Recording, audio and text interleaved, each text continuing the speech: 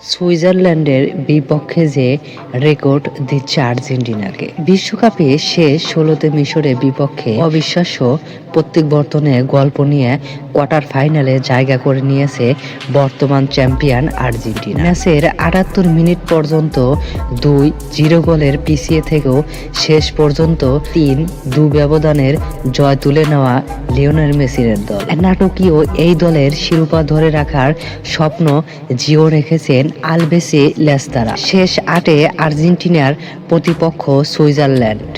কলম্বিয়ার বিপক্ষে নির্ধারিত সময় ও অতিরিক্ত সময় গোলশূন্য থাকার পর টাইব্রেকারের ৪-৩ ব্যবধানের জয় পেয়েছে। ৭২ বছর পর বিশ্বকাপের কোয়ার্টার ফাইনালে উঠেছে সুইজাররা। তবে আর্জেন্টিনার বিপক্ষে অতীতের পরিসংখ্যান তাদের জন্য খুব একটা আশাব্যঞ্জক নয়। এখন পর্যন্ত দুই দলের মুখোমুখি লড়াই হয়েছে ৭ বার। এর মধ্যে ৫টিতে জয় পেয়েছে আর্জেন্টিনার, আর বাকি ২ ম্যাচ ড্র হয়েছে। ১৯৬৬ সালের বিশ্বকাপের প্রথম সাক্ষাতে ২-০ ব্যবধানে জয় পেয়েছে দক্ষিণ আমেরিকান দলটি।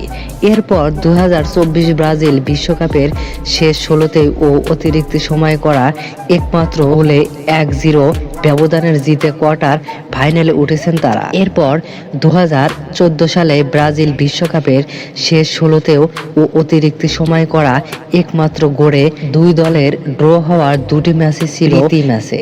১৯৯০ ও ২০০৭ সালে অনুষ্ঠিত ২ ম্যাচ ১-১ গোলে শেষ হয়।